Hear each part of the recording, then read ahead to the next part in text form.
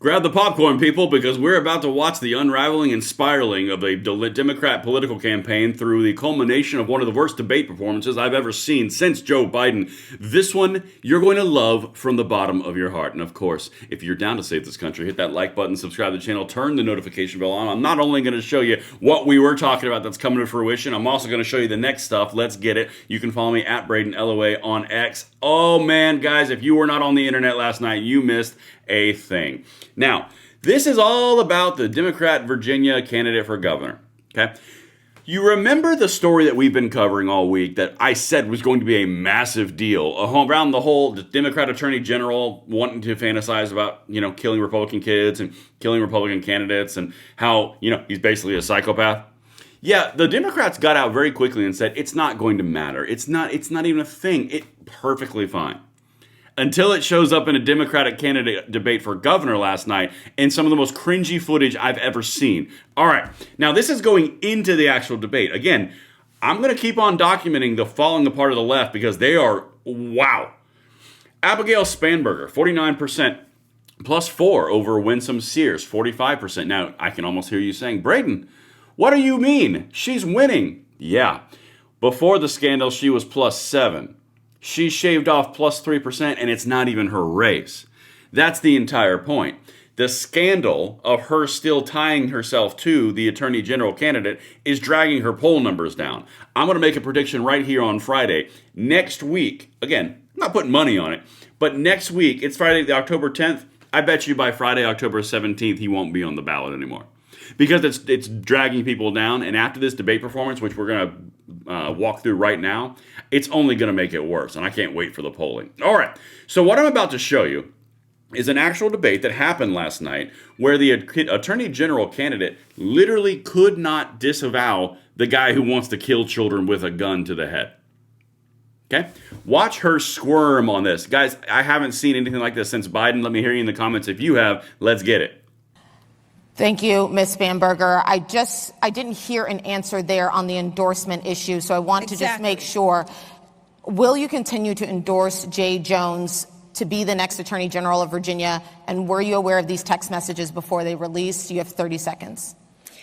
In fact, it appears that it was those who released the text messages and held them for years. So the public was unaware who had knowledge of these text messages for many years. What did you do about it? I learned of these text messages the day that they came out, and I denounced them as soon as I learned of them. She denounced this murder. And importantly, at this point, as we move forward, the voters now have this information that was withheld for them. You're running presumably for political reasons. But the voters now have the information, and it is up to voters to make an individual choice based on this information. All right, so let me walk you through Politics 101. If you don't like the answer, just don't answer it. Okay, when she pushes it off on the vote, the question was literally, are you still going to endorse the guy who wants to kill children? Well, the information is out there and it's the voters. And I would also like to bring something very interesting that I observed there. The party of Me Too, the party of Believe All Women, the party of No Evidence is Needed because I feel a certain kind of way, is blaming the people who had the text messages, not for the text messages themselves. So let me say that a different way. The guy who fantasized to someone else about murdering a Republican candidate and his wife and his 2 children and having his wife hold those 2 children while they died because they disagreed politically, that problem is not the fact that he said those things and believes those things. The problem is simply someone didn't reveal the text messages early enough. You see that shifting? It's not the psychopath. It's the person that knew about the psychopath the whole time. The person who knew about the psychopath the whole time isn't running for office. So that's going to hold as much water as a net.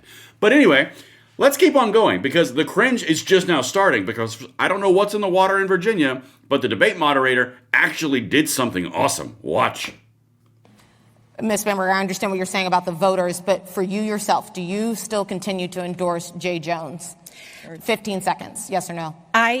We are all running our individual races. I believe my opponent has said that about her lieutenant governor nominee. Ms. Earl Sayers. And it's up to every person to make their own decision. I am running my race to serve Virginia, and that is what I intend to do. Thank you, Ms. Spamberger. We just want to clarify, what you're saying is that as of now, you still endorse Jay Jones as Attorney General. I'm saying as of now, it's up to every voter to make their own individual decision. I am running for governor. I am accountable for the words that I say, for the acts that I take, for the policies that I have put out.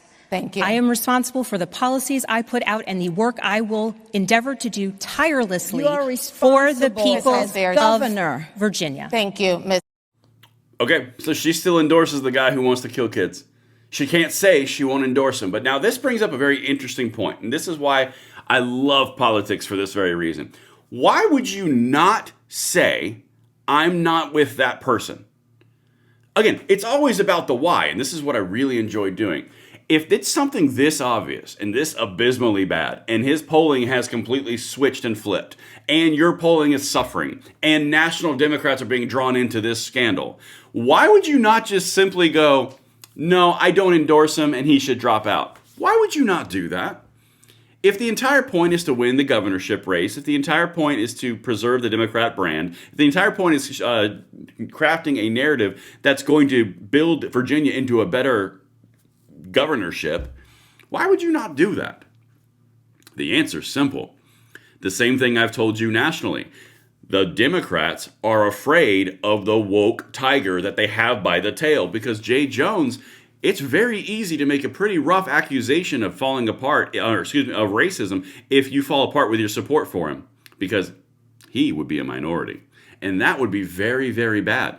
Because you can't do that if you're on the Democrat left, because the woke anti-establishment tiger they have by the tail is going to come after you.